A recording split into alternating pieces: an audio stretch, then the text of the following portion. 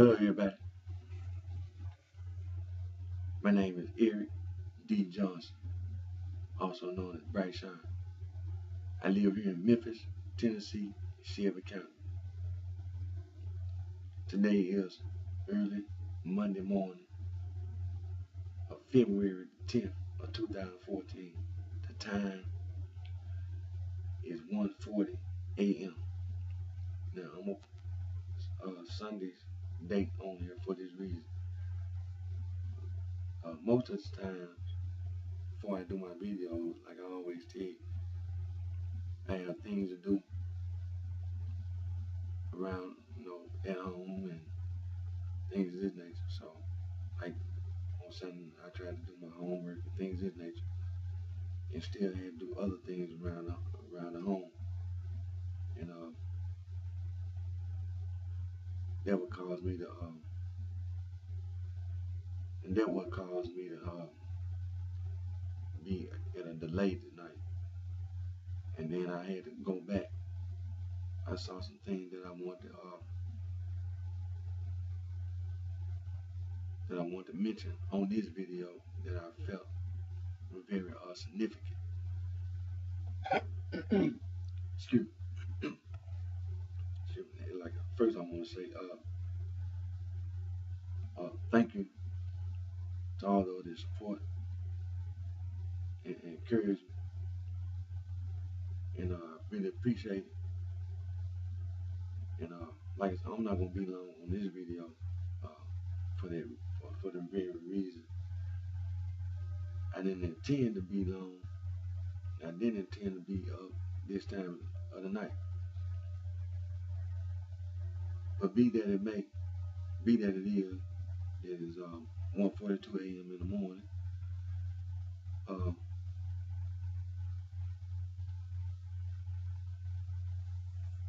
What I want to mention,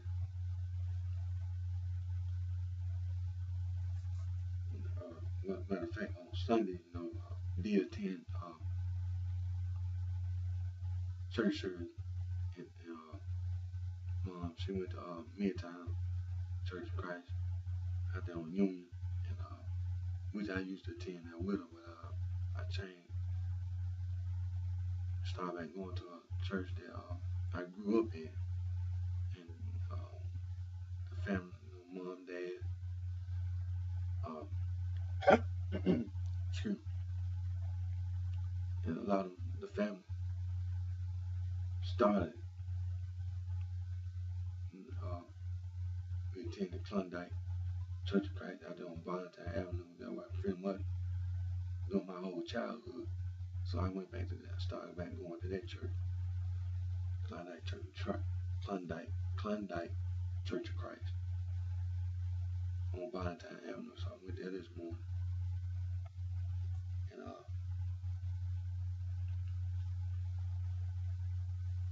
like I said, on this video, some things I wanted to mention,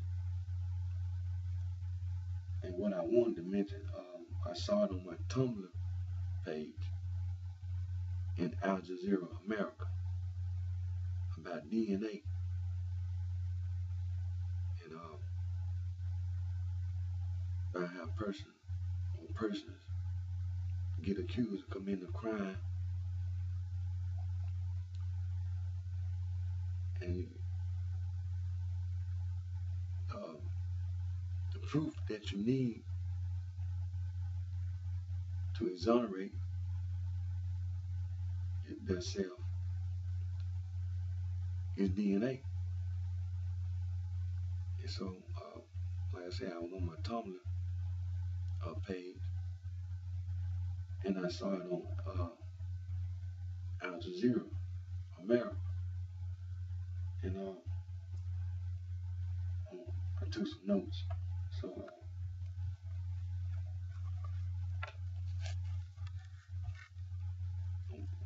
read my notes. Okay, it was, like I said, it was in Al Jazeera America, and the title of the article was DNA evidence frees 2 men after decades in prison.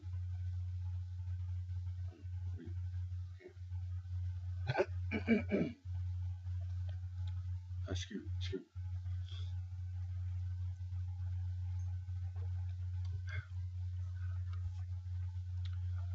It says here, two men wrongfully convicted for a triple murder have been freed after more than 2 decades in prison.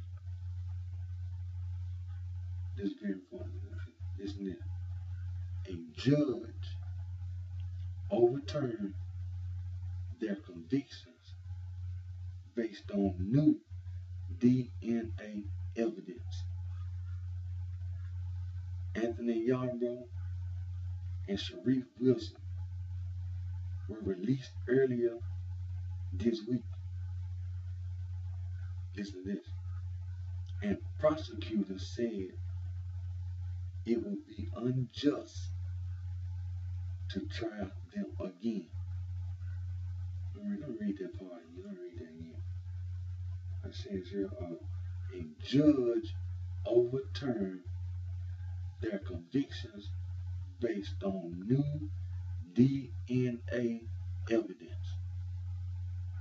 Anthony Yarbrough and Sharif Wilson were released earlier this week, and prosecutors said it would be unjust to try them again. Let me read that one more time. A judge overturned their convictions based on new DNA evidence. And Yarbrough, Sharif Wilson were released earlier this week, and prosecutors said it would be unjust to try them again. They were accused of killing Yarbrough's mother, his 12-year-old sister, and his cousin in 1992. The victims were found strangled in their Coney Island home. It said authorities said it was a crack den. It was drugs. And see, this is what I had mentioned previously in the past about this DNA and about these rape charges, and how these black men are being held in these jails and these prisons, being incarcerated, being accused of raping a white woman, and they need DNA tests done to prove that they haven't committed these crimes.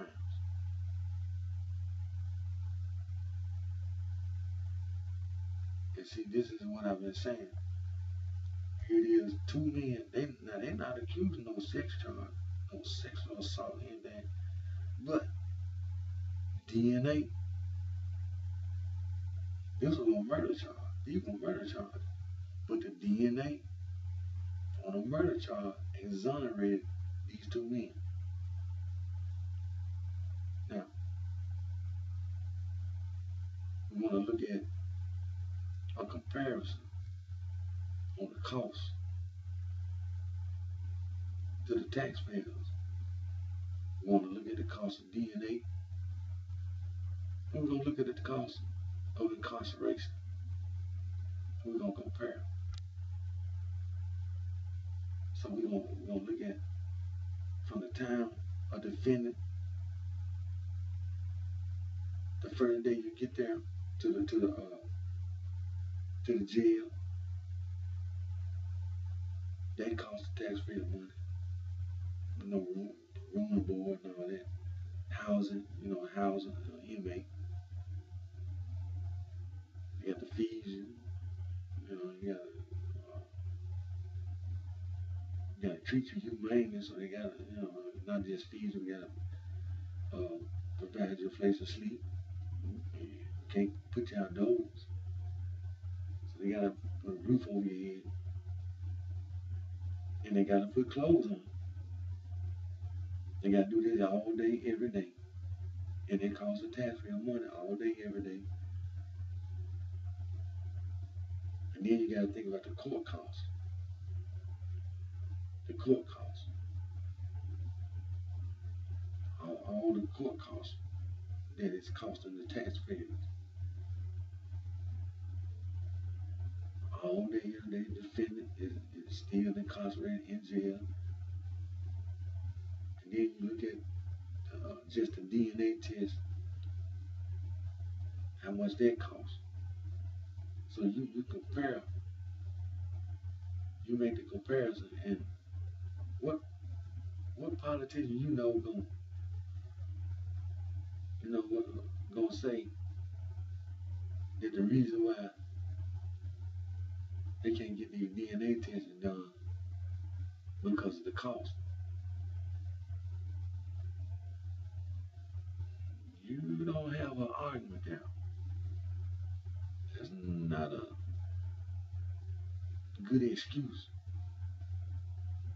Because when you see these two men get released, the taxpayer gonna have to compensate them for every day that they've been incarcerated for them 2.5, for them 2 decades and some two decades and some. The taxpayer gonna have to compensate these two men for wrongly incarcerating them. They're gonna have to compensate from the first day they got to the jail to the day they got released. The taxpayer gonna have to compensate these two men. How much that gonna cost the taxpayer? And how much did it cost to do that DNA test to get them out of jail? So you make a comparison. The DNA test that they did, how much did that cost? And how much did it cost the taxpayer to leave them in jail for 2 decades? How much did all that cost the taxpayer? And how much is it going to cost the taxpayers to compensate them for the 2 decades or more that they've been incarcerated? Now you add that up. See, do your calculation. And what politician gonna say, well,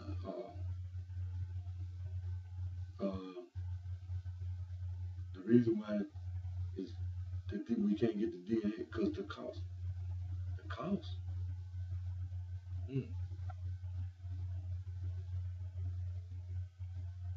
It's costing the taxpayer more money to leave these persons incarcerated. That's what's costing the taxpayers.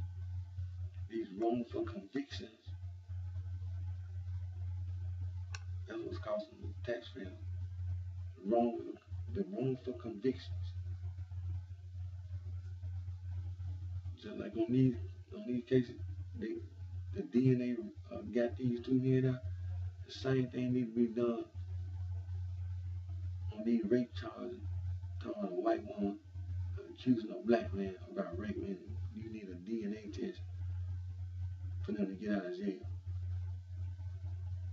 And not just these black men, these rape charges with these white men, but just like these two men get out of jail, get the rest of these black men and these black women and these young juveniles out these jails with these wrongful convictions.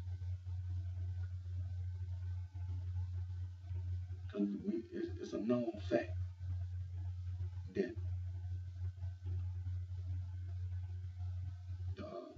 the Department of Correction is a tool that has been used, that has been and is being used as a form of oppression.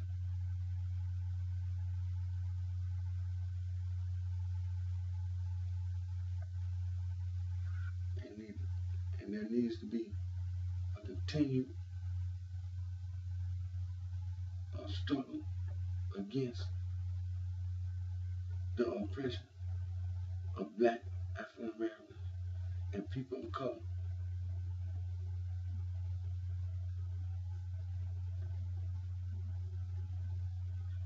Like I said, I read this article. For those who want to read it, it was in Al Jazeera America. And the title of the article was DNA Evidence Frees 2 men after decades in prison. And I also want to mention on this video, as you know, they canceled that stupid uh, so-called celebrity boxing match. George Zimmerman and DMX has been canceled. And this weekend, uh, the Trayvon Martin Foundation, Saturday, uh, February 8th, 2014, they had a peace walk.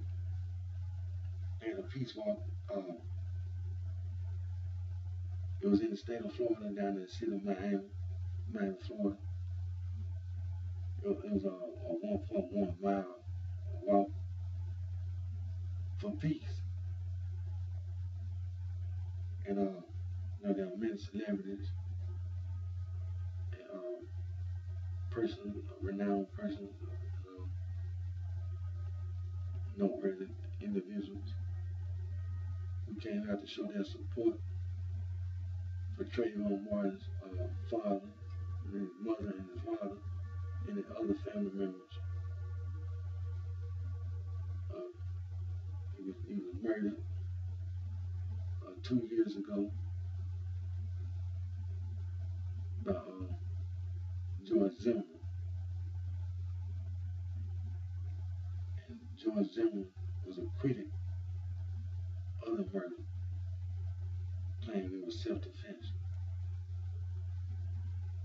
And like I said, Saturday they had the peace walk for to remember Trayvon Martin and for peace. And then on Sunday, they had the gala in Davie, Florida.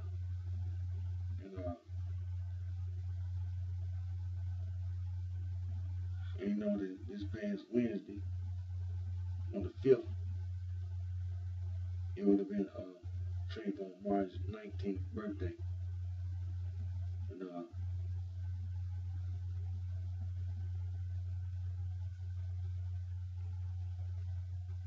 that was very beautiful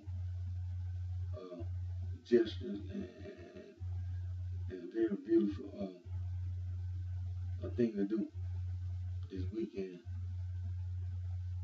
And hope it continues, and hope that the intent of peace, like the peace walk, and got to remember Trayvon Martin and what was done, how George Zimmerman murdered this young man, and then had the nerve to try to claim it was in self-defense.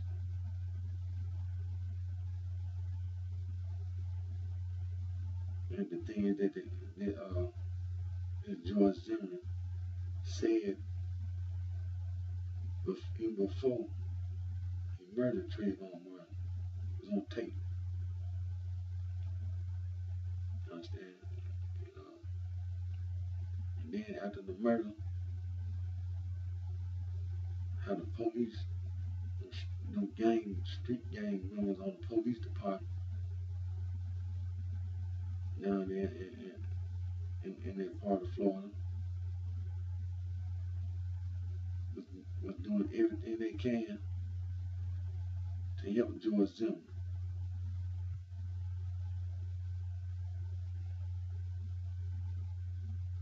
And so like I said, this weekend, Trayvon Martin was remembered. And they're not gonna forget the meaning behind the peace walk and the gala, because Trayvon Martin not the only unjust murder. There was another young man who was murdered as well, and then there have been some other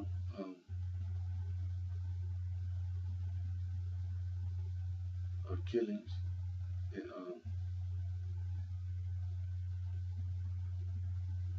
not only made the news, but just sparked some outcry for justice. So um, it's very, very appreciative of the Trayvon Martin Foundation for their efforts to not let the murder, the unjust murder of Trayvon Martin be forgotten, and the meaning behind the activities that the Trayvon Martin Foundation and others, the Trayvon Martin Foundation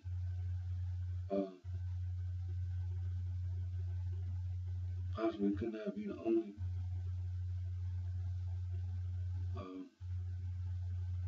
organization or group of persons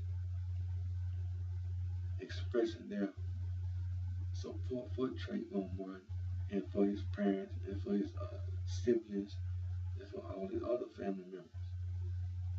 There have been a lot of entertainers doing music videos saying I am Trayvon Martin and things of this nature. And there have been people speaking out and giving their support for Trayvon Martin. So I want to continue to encourage the positive efforts like the Trayvon Martin Foundation and others, because it's the right thing to do. Anytime you see a person like George Zimmerman trying to make up some kind of excuse in the middle of the night, and the only thing you can say is self-defense,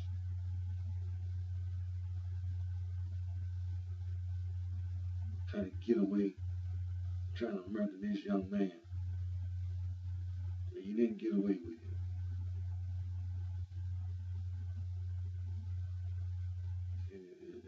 There's a bigger court than just the court in Florida.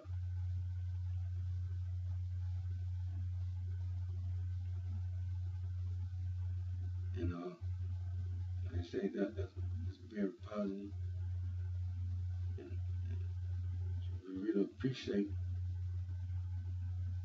the effort for informing, keeping the community informed, not only about the Trayvon Martin case, but about all the other cases, the unjust killings and murders.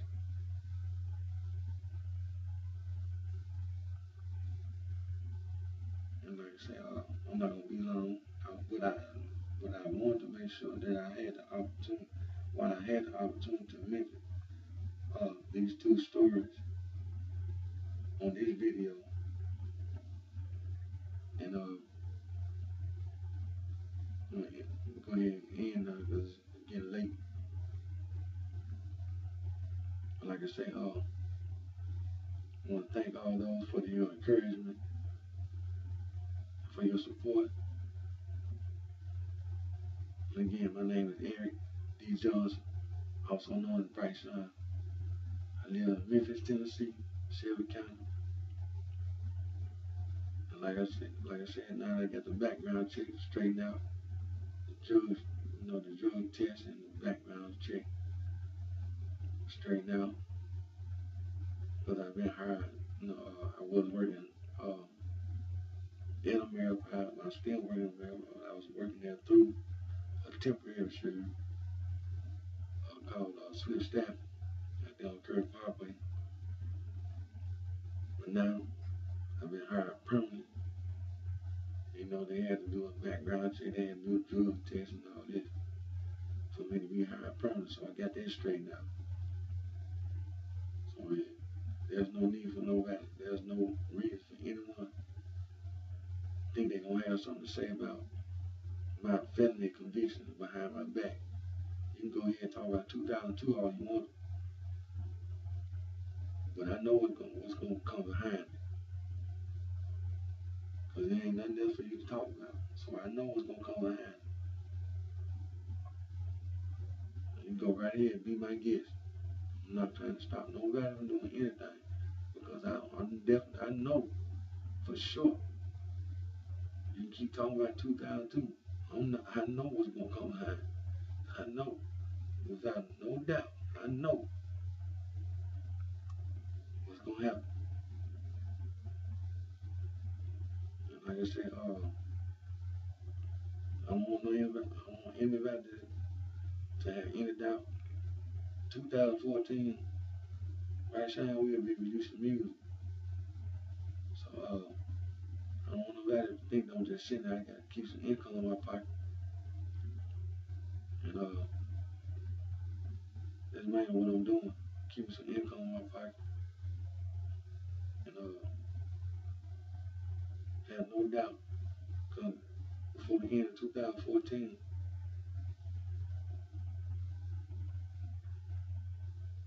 you will be hearing BrightShine music.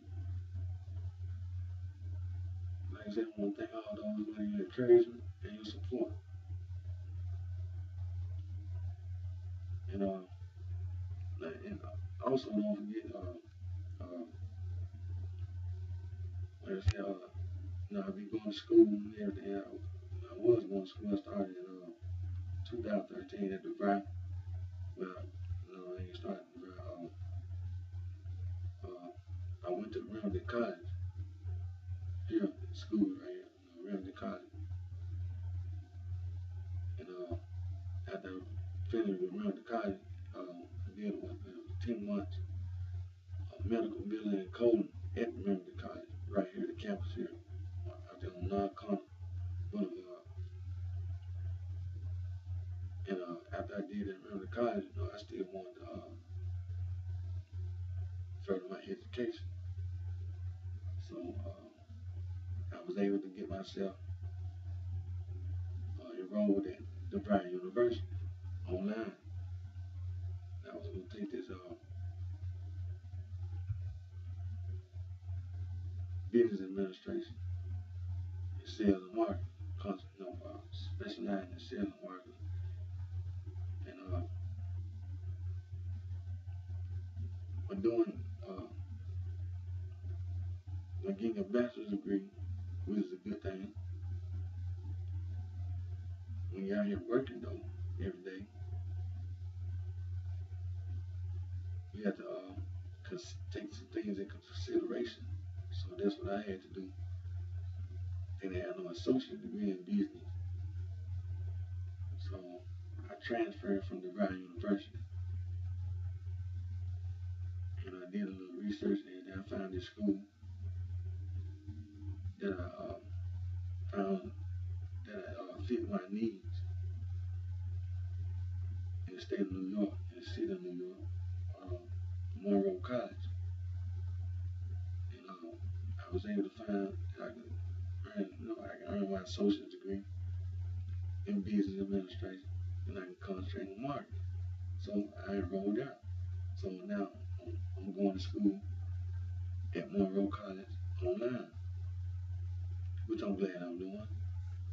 And I have no intention of not finishing. When I earn my associate degree, I want to earn my bachelor's. After I earn my bachelor, I want to earn my master's. After I earn my bachelor, I want to earn my PhD. All the way. And that's kind of what held me up today. Kind of messed around and didn't focus on my classwork, homework like I should have. this week, but I ain't gonna do that no more. I ain't gonna make that mistake no more. But like I said, I'm not gonna be long. I'm gonna cut this video off until my next video. Wish you the best, and you take care.